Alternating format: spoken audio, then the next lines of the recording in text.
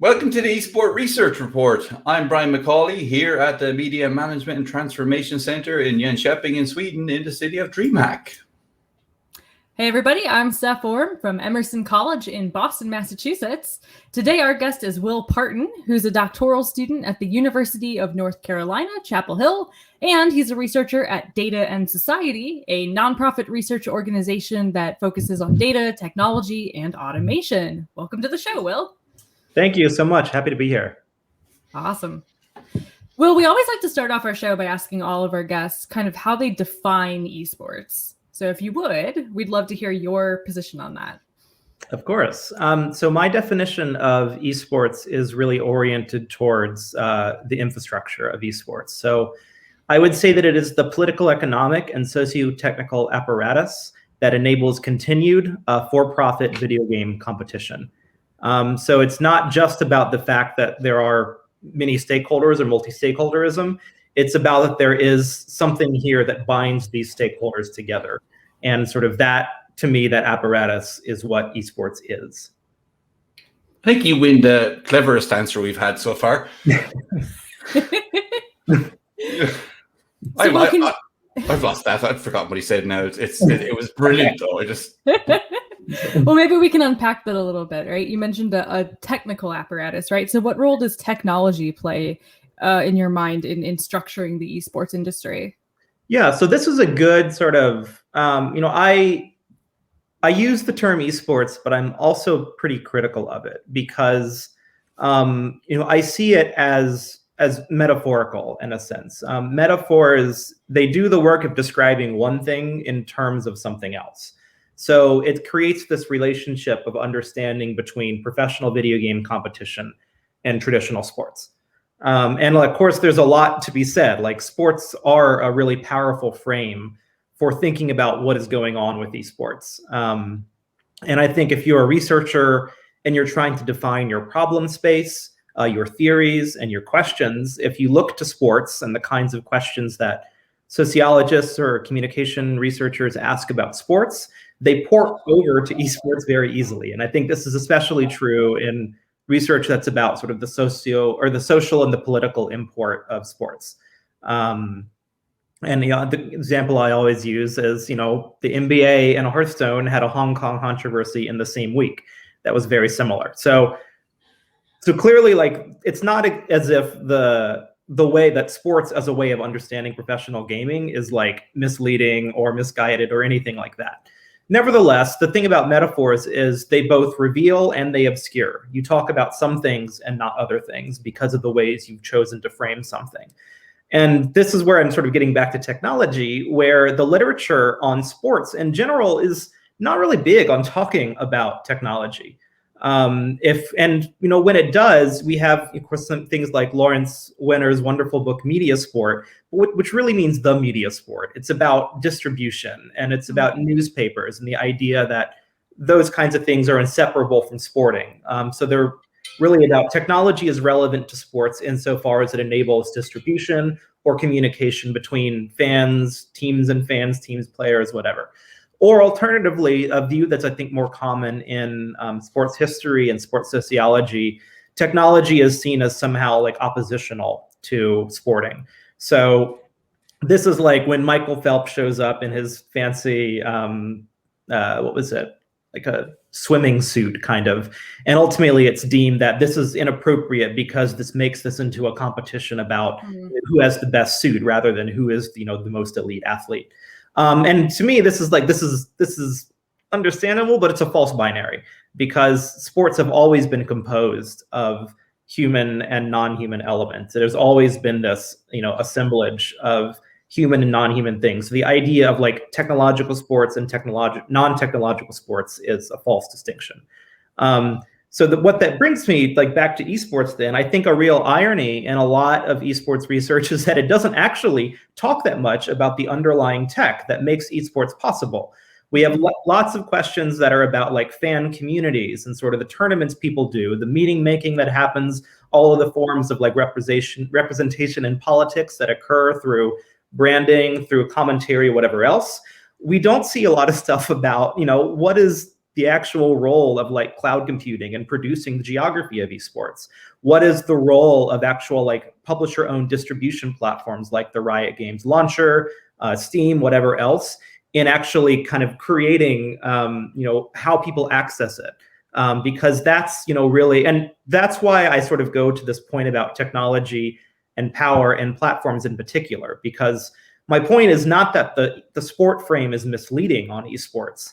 It's that it helps you see some things and not see other things. And the things that are not being seen in that frame tend to be the underlying platforms, be they distribution platforms or the cloud service providers, that are nevertheless vital to creating the context in which esports happens. And so by adopting this platform-centric perspective, that's what I'm trying to sort of excavate that I feel is left out in a lot of research. That's really interesting. And I feel like the COVID stuff, right, with the pandemic and a lot of teams, we saw the whole industry get shaken up, right? And I feel like pandemic and the need to social distance and players being unable to travel, for example, and compete in the same spaces kind of like pulled back the cover in a lot of ways on what you're talking about, right? And I feel like it revealed to us a lot of the behind the scenes tech that we kind of take for granted as being integral to making esports happen. We saw broadcasters like doing matches from their bedrooms, right? Instead of these like super polished stages, or the players, playing on LANs in their gaming houses, right? Or from their apartments or whatever, instead of, again, in like a fancy arena. And so to me, it was like this really eye-opening, like, oh yeah, right? There's like all these pieces right behind the scenes that I think get sort of mystified, right? And like the glitz and glamour that I think is kind of modern esports. Totally. And yeah, I think the pandemic has been so interesting for the role that the actual underlying infrastructure plays, because, in the first few weeks, there was this, I think, very present narrative in mainstream press, trade press around esports about esports are just going to keep going. Like, we can go online, it will be fine. All you old sports, y'all are screwed. Sorry. But we're gonna keep going. So there was this like robust continuity narrative, and clearly it was correct in a lot of ways, right? LCS continued, Overwatch League continued. Many and people have adapted to online tournament formats in ways that have, like, I think, been quite exciting. And on the one hand, like, maybe it was a little overstated that sports leagues wouldn't find a way to come back, however imperfectly.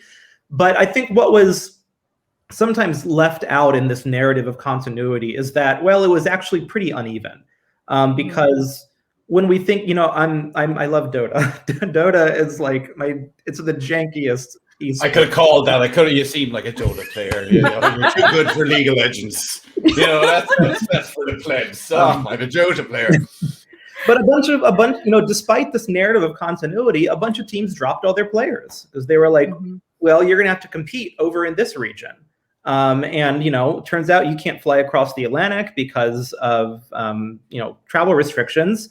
So there's no reason for us to be, have American players if our team is going to be competing in the European region. So which really kind of puts a damper on this idea that esports will just go online. Because in fact, the material infrastructure of, cloud computing and servers still, it still matters, right? Obviously, it's more than national, but it's still geographic, right? It's not like it just goes away. And similarly, I think what was striking is how much that was able to erase, like, fighting games in particular, which of course have always had a difficult relationship with esports. Many people in fighting games don't like to see themselves in those terms, but so acknowledging that, because I think there's some give and take there. But the way that fighting games work as an assemblage is you compete there on the same screen together, and that allows you to kind of do frame perfect stuff that just does not translate to online play whatsoever. And so that was, to me, a really striking way where then this imposition of an idea of esports will continue really only meant some esports will continue, and did a lot of like erasure of the leagues that don't translate well to online formats. So yeah, so sort of thinking about all of that, it's not, again, that I thought this was like it's that the narrative was wrong. It's just that it needed to be complicated. That there is this really interesting thing that happens with the actual underlying technologies that power esports and how they shape who can play in what way, where, and how, and so forth. But for me, esports, if I want to show someone what esports is, I bring him to DreamHack or I bring him to Cologne and show him the stadium. And otherwise, you just go, look at this. Look, there's things happening on the screen. Isn't it great? They're going, yes, Brian, there's a video game happening. But when you bring someone who doesn't have a clue and there's 15,000 people going bananas in the loveliest way for every team, that's what it is. That's, to me, it's like, it's like training for football and then playing the match. It's that escalation. Training's fine. It's enjoyable. But then when you play the match in front of people and you're competing, it's a step up. And the same with esports. That you're a land dodger if you don't turn up and compete in front of a crowd. And I started Counter-Strike 6 months ago, and I can't wait to be really crap in front of a live audience because I know I'll go to pieces. But that for me, that's what esports is. It's that hybrid. It's the technological platforms combining with the most important thing in the world. You're Facebook friends with somebody. No, you're not really friends with them. You're Facebook friends. I've never met my girlfriend in real life. We've been dating online for 3 years. Not going to last. Same thing with esports. Totally. Yeah. And I think it's just a reminder that we always should be looking. It's what's happening on screen is important, but what's happening around it and beyond it and behind it are also really important too. And we can't succumb to, I think it's Nick Montfort that calls it screen essentialism, where what happens on screen is the end of the story. In fact, it's a story that needs to be contextualized. I mean, okay, so a good example is the crap we watch on TV that we know is crap, but you do it because the person decides on the couch is going to watch it. Like nobody would watch The Bachelor. They had to watch it alone and couldn't talk to anyone about it. Yeah. The talking, right? Yeah, the talking about it, right, is like the enjoyment. The human interaction around it. Otherwise, it's gone. Yeah, as an event. Yeah, and to sort of the title here, that's where I think again the cultural industry's perspective is really useful because it, even though we could trace it back to like Adorno and Horkheimer and Frankfurt School, who are would hate The Bachelor because the idea you're just being like brainwashed ideologically. It's people who have actually taken culture and media seriously, who actually have done the work with people watching to show that like it's more complicated than that. People, make meaning, engage in interesting ways. So yeah, I think, again, that's the more kind of consumer side stuff. But I also, that's what's nice about kind of cultural industry research is it tries to push your interest towards the mode of production and kind of what happens behind the scenes to make what happens on screen possible. So speaking of production then, right? So your dissertation, which we obviously haven't read, work in progress, but from what I gather, right, you talk a lot about different stakeholders, one of those being game publishers and their role in shaping the esports industry. So can you walk us through kind of the big ideas of your dissertation? Like tell us what you've been working on.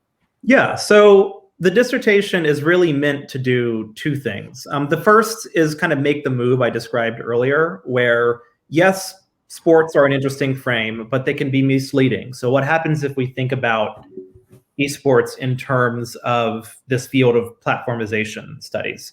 How does that change what we're talking about when we talk about esports? So that's kind of the theoretical and epistemological move. But the more empirical move is really trying to just ask, in 2010, esports was this like mostly online subculture, fairly popular, but definitely not a cultural force. And in 2020, it has become this sort of modest media industry in its own right. So it really is like, how do we go from there to here? And my sort of highline answer is publishers get involved. Obviously, publishers have always been involved in competitive gaming or one way or another because they either make or they distribute the game. That is true going back to arcades, whatever else. But they're positioned differently in that, assemblage of competitive play, to play on TL's term a bit. Because, then you would sell an arcade cabinet to somebody, and then largely, the owner of an arcade would maybe host a tournament as like a marketing thing, but the publisher was pretty much out of the picture at that point.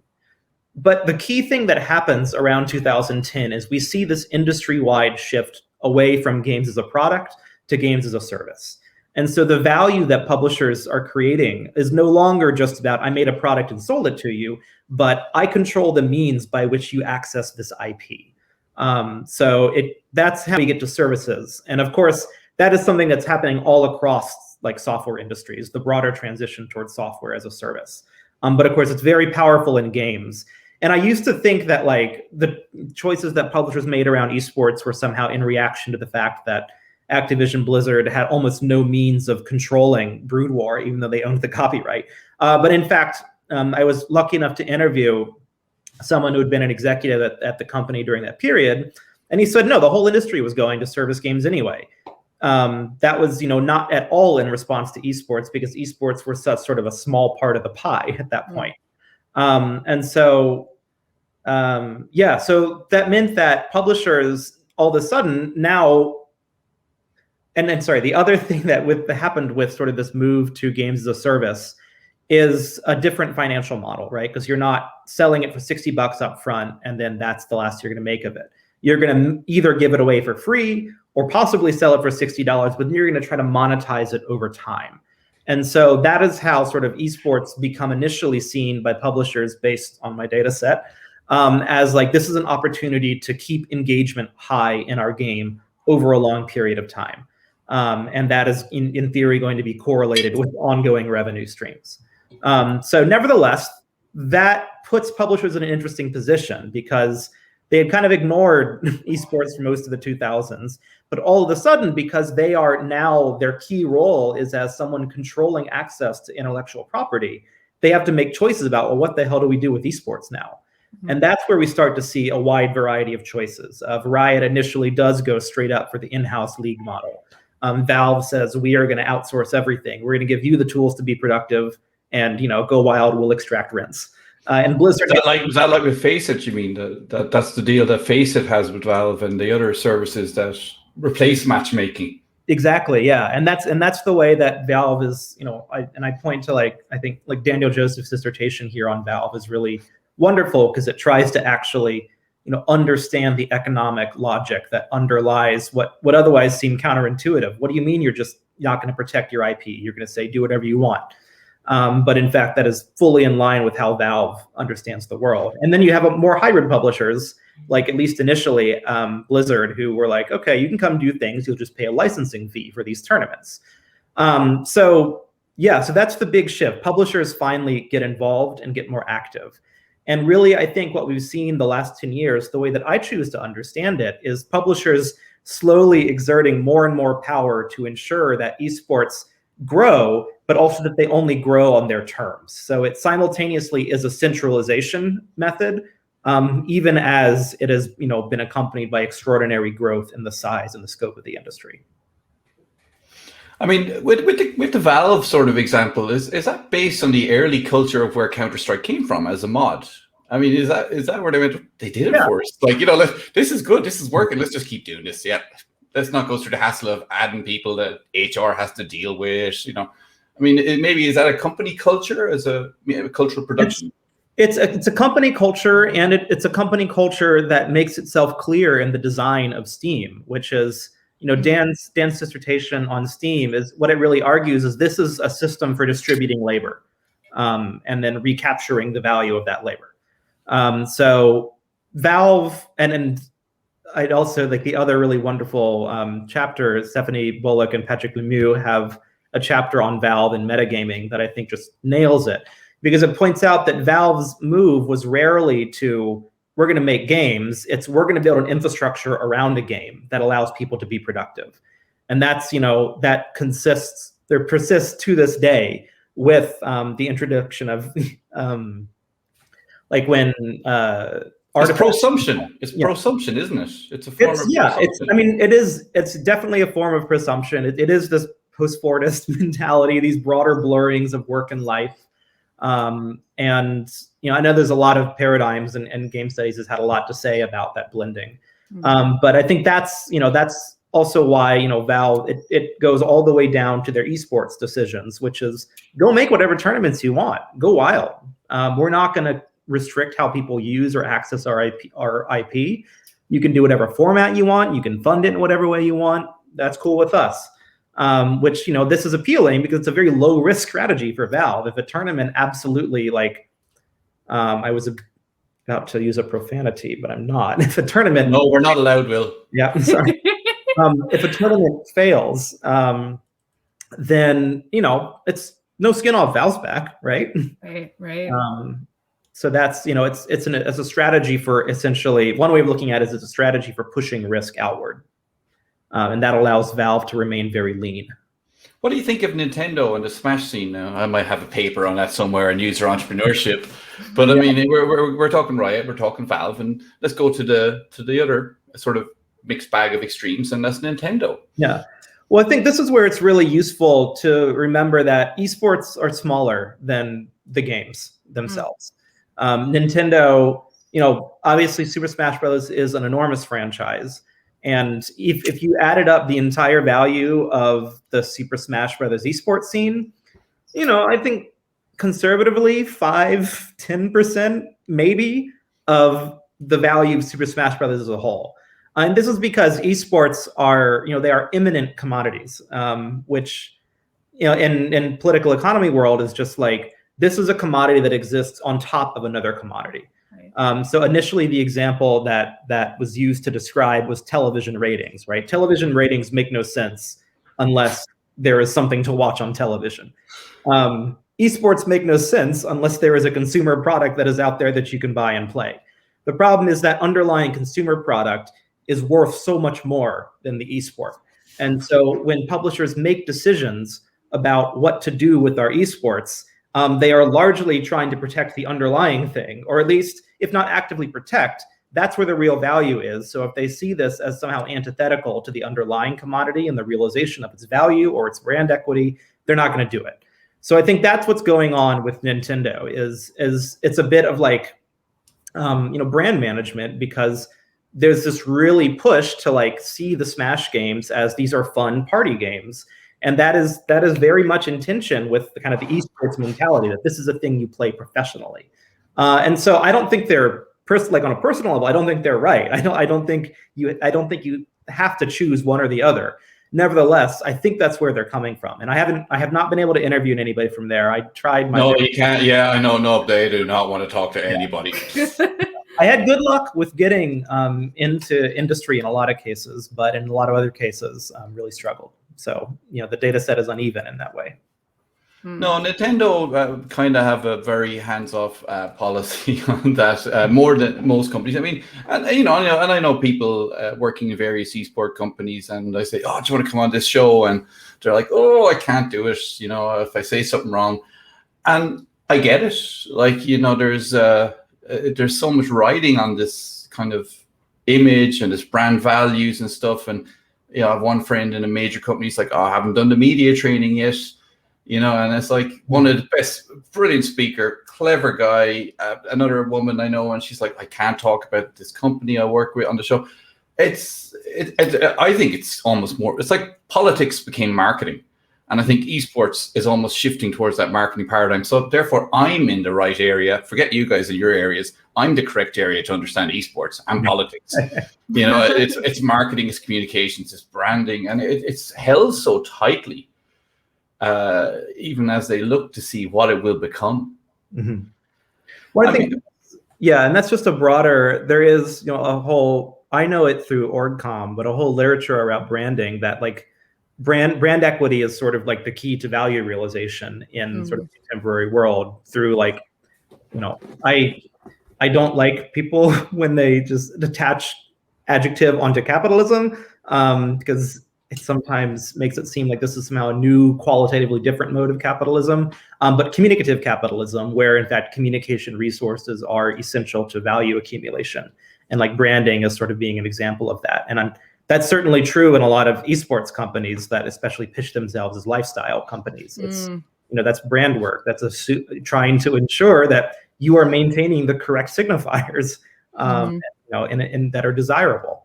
So hey, look behind me.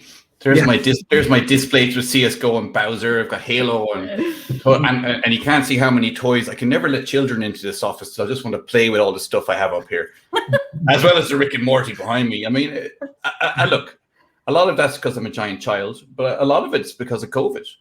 The gaming PC I'm on right now, where I sort of said, oh, I can add to my PlayStation 4, it was COVID. So, when you say lifestyle, I would have never imagined how important esports would have come to me in terms of my own not going out there and being with people. But this year as a lifestyle, as an important part of culture, it's been crucial, I think, for a lot of people. And, I'm engaging with people on Discord and through work meetings and whatever a lot more. But if I was a teenager, I'd be going off the walls, not seeing my friends and not being engaged. And I think that esports has been this magnificent thing for them to shoot the shit. I can swear with that expression. Shoot the shit and play with their friends in a sense. And that's an extremely valuable cultural commodity that, TV never was. That, you couldn't, we have Google Box and stuff, but, it's insanely important. And, how do you see what's happened this year as affecting esports as a cultural industry and platformization from your perspective? Yeah. So I should say a bit about platformization, sort of broadly as a concept, and why I went there, which I alluded to earlier. But sort of the platformization of cultural production, and the term comes from David Nieborg and Thomas Poyle, and they're really interested in what happens when large technology companies become really central actors in cultural industries. What does and doesn't change when it's, Apple and Google and sort of related companies that are, sort of the means for producing, distributing, and monetizing culture compared to like legacy media stuff. And of course, because it's not ever it's not a revolution, it's both change and continuity. But the key changes they point to are, and I guess let me bracket the key changes, but so platformization more broadly, as I understand it, as this sort of way in which platforms, whether we're talking about cloud infrastructural ones like cloud computing and so forth, or sectoral ones like Uber, Airbnb, whatever, that have become sort of vital parts for the practice of everyday life. It is this, way in which civic life is increasingly dependent upon privatized media infrastructures. And to me, esports needs to be understood within that lens, because esports in a lot of ways is an attempt to create something that looks like sports, and it talks like sports, and it acts like sports, but its underlying political economy and its underlying structure have a lot more in common with Uber than they do in common with whatever's happening at Yankee Stadium. Well, that's baseball. That's not sport. Sorry. Getting a proper example of sport. That's in Boston. I should have said a different team. Well, yeah. But so that's one of these sort of like key arguments for me, is like esports is this attempt to construct a kind of sporting that is more aligned with how the economies of platform capitalism function. So it's been kind of messy, right? But one of the things that's sort of endemic to that is there is actually, even though we're in theory giving more people the means to access the means of cultural production, it's nevertheless ends up being incredibly centralized. And so that's what I think is sort of striking about that. The growth of esports over the last decade has also been accompanied by an increasing degree to which publishers have just absolutely dominated the scene. And if people want to be involved, they can be involved, but they're going to have to do it on the terms that the publisher sets. So then publishers are never going to set terms that are not favorable to themselves. And I think this is a broader phenomenon in industries that have become reliant upon large technology firms in order to actually operate. So I think that got to your question. I forgot what my question was. Yeah. I just make stuff up. Yeah, no, but I think, right, even just that got me thinking about, we've already seen this, publishers acting in their own interest, right? And esports communities having to kind of go along with it.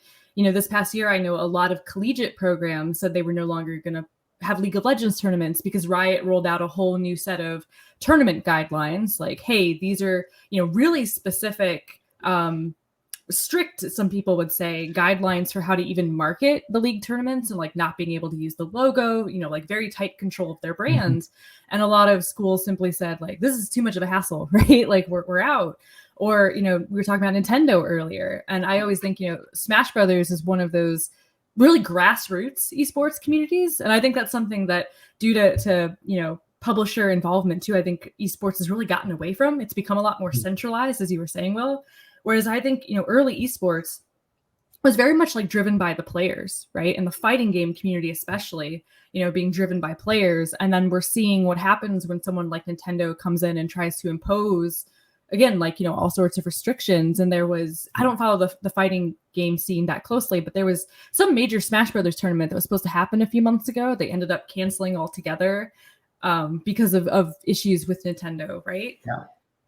Yeah, completely. And as far as, you know, I don't want to be too nostalgic about what esports was like when before publishers got involved, because there have always been commercial interests in esports, some of which were better intentioned than others.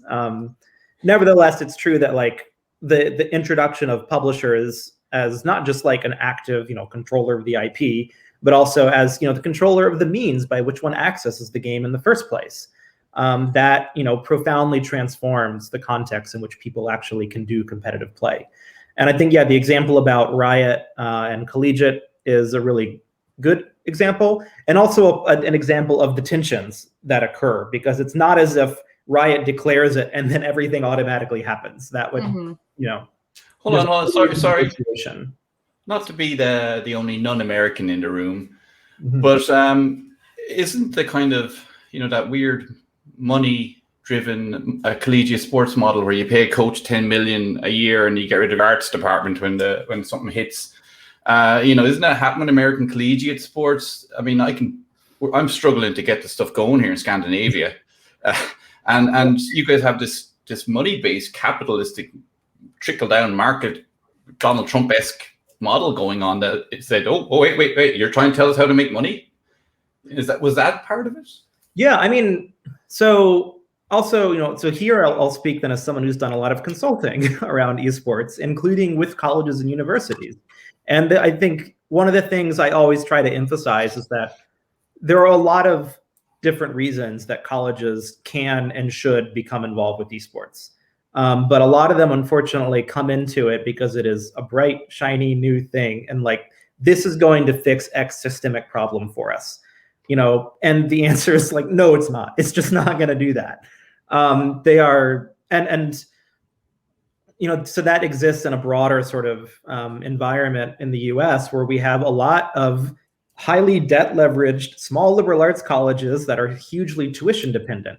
And so they see esports primarily as a recruitment tool that if suddenly, you know, we can get way more people coming here, then we will, like, you know, tuition our way out of a coming financial crisis. No, that's not going to work. Don't do that. At the same time, of course, and so that's where like a lot of administrators have looked at esports primarily as a money play, or they've looked at it, well, surely this is how like traditional sports make bunches of money for us. It's only a matter of time until esports is like that. And I'm just like, no, this is another example of where looking at sports as like, if this is how it is in sports, this is how it's going to be in esports, is that frame is extraordinarily misleading.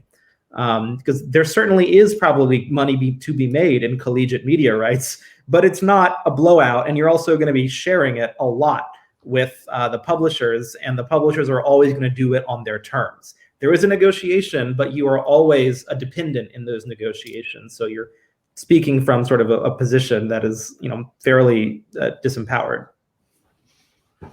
Absolutely. That's really bleak. No, I share many of these feelings. Yeah, and you know, certainly also, you know, looking at the way that American, you know, university jobs have hired for esports, a lot of times it's, you know, the first person who's coming in and like maybe has gaming somewhere in their CV gets slapped with a fourth of your time you're going to be managing our esports program, which, like, even if this person does not even have a lot of background in esports, so it's, you know, we don't have anybody, any highest paid public servants in a state who are esports coaches yet. Steph might be the first one. I wish, right? I was gonna say the coaching jobs and stuff. In my experience, like the actual coaches, they just want to do like young kids, right, out of like high school and stuff. Like schools are just like, I don't know, just a coach, right? Some kid off the street who knows how to play Dota or whatever, right? And they're not paying them like big bucks to do this. That like schools are trying to do this as cheap as possible, right? Thinking that it's going to be this like huge revenue machine as well. Like, you know, again, Will said like the frame is totally off base for a lot of these programs. Like what happens if you look at it, just here is one more moment of corporate colonization, trying to turn something that wasn't fully privatized into something that is fully privatized. That's the difference. You know, you don't have to log into a basketball. I mean, just to wrap it up a bit, like here, the idea of content creation, and I know you deal a lot with Twitch and streaming in your work, and you know, we're doing a podcast here, but we're not trying to make money. We're not looking for a huge audience. If 20 people... Whoa, speak for yourself, Brian. Yes, I know you're going to be a superstar. You keep telling me that when we're off camera, but... Steph, now I've forgotten what I was going to say. Hold on. Streaming Twitch. Streaming Twitch. Is there too much crap and stuff being produced? Is there an overload of stuff? People go, I'm going to be a streamer. I'm going to be an influencer. And, you know, I looked at Rick and Morty episode where he got a planet pregnant, but it wasn't him. It was Zeus. And, you know, the useless, the people who didn't produce for society were the influencers. Do we have a kind of overload of people, you know, producing content? So I have a somewhat more optimistic answer here, actually, which is that maybe there aren't enough people producing content, because this is, again, where cultural industries as a perspective is really interesting, because it points out that, you know, people have always engaged in creative and cultural work, regardless of whether or not they're trying to like become, you know, make it a professional career for them, and that there is value in just doing it. Like, it does not matter if only 20, 30 people are listening to whatever podcast or stream you're doing. Like, if you're deriving some kind of pleasure from it, then that's great. The economic demands cannot be the only thing we talk about when we talk about the meaning of work and of labor. And I think it's ironically something that both like really hard, like vulgar Marxism has in common with like neoliberalism, where it all gets reduced to economism. And I think that's wrong. And I think that's what the history and the sociology of work teaches us. So that is, and that's especially a thing with cultural industries, but the flip side, of course, is that is true alongside the fact that, a lot of platforms work because of long tails. Twitch, needs hundreds and thousands of streamers doing 50, 60 streamers or viewers at a time. So there are obviously then real concerns about sort of the endemic precariousness that are associated with online gaming. And I think of the parallels between Brooke Aaron Duffy is a wonderful researcher who's written about fashion influencers on Instagram and sort of the ways they justify to themselves the fact that I'm not getting paid for this work, but maybe someday I will. And then in fact that it is a way that it tries to recast a materially undesirable circumstance as something that is in fact empowering and creative. That is very concerning. So that's where the ambivalence, right? When we think about cultural production, it is always contested, ambivalent, and complex.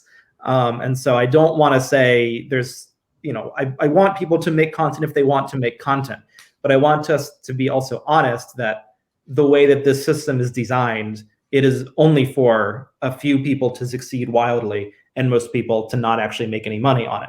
That's only a problem if people are going in thinking everybody's going to make money doing this. If we have a more complex understanding of why people do things, it gets a little trickier.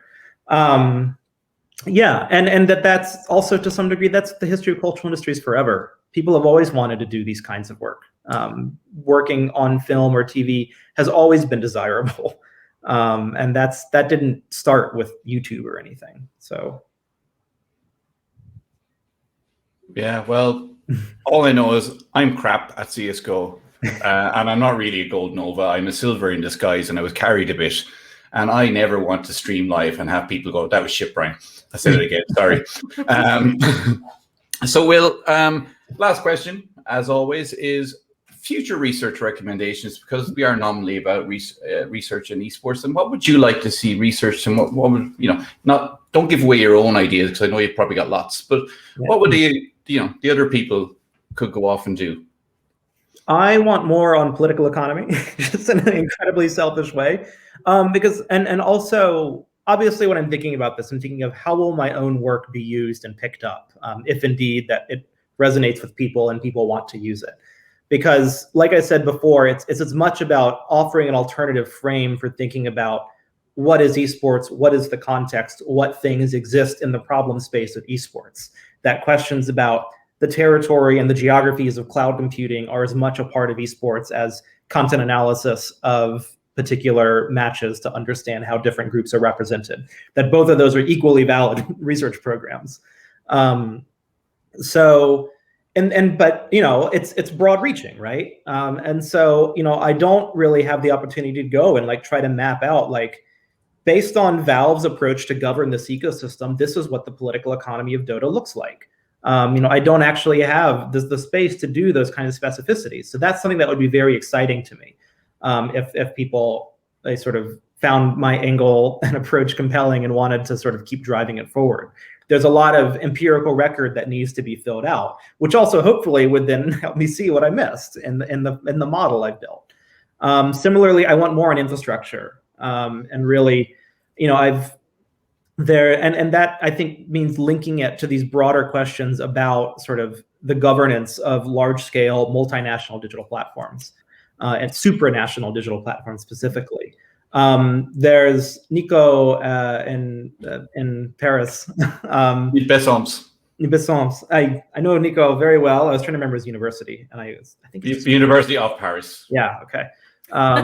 He's an old fuddy-duddy, by the way. Yeah. I mean, Nico, if you're listening to this, I'm sorry. So I told him that earlier. So, but we had a conversation once where he was talking about how initially esports operators in France wanted to be sort of recognized as sports legally under the country, and then eventually decided maybe we don't want that, because if they're recognized as sports, they're going to be regulated in particular ways along with other sports in that area. And that's not something they wanted, which is understandable. But again, there's a false binary here between regulated and not regulated. It changes who is doing the regulating, because in the absence of a state force engaging in regulation, all of it goes to the platform and whoever owns it and the publisher. And then it becomes a platform governance question rather than, so regulation doesn't go away, it changes who does it. And I think that means thinking differently about how political power functions in our world at the moment. And that's where, research on the stack, like Benjamin Bratton's book about sort of the political geography of global, planetary computing becomes really interesting for esports. It's those kind of stuff. So I want to see esports more connected to these broader transformational changes that are occurring as so much of what we do in our everyday lives is sort of given over and mediated by large, technology companies. That's where I think esports really shines. It's a perspective of broader transformations that are happening, and I want us all to be a part of that. Awesome, I love it. You heard it, everybody. Get on it. All right. Well, Will, thank you so much for joining us today. This is a really awesome conversation. There's lots to pick out from this and to keep thinking about. So thank you again for setting aside time to be with us here today. And for all of our viewers and listeners, we will post Will's relevant contact info below. So if you want to check out the awesome work that he's always doing, you can follow along with him there. And that'll be it for the Esports Research Report. Thanks so much, everyone. Wonderful. Thank you so much for the invitation. All right. Thanks, Will. Cool. That was great.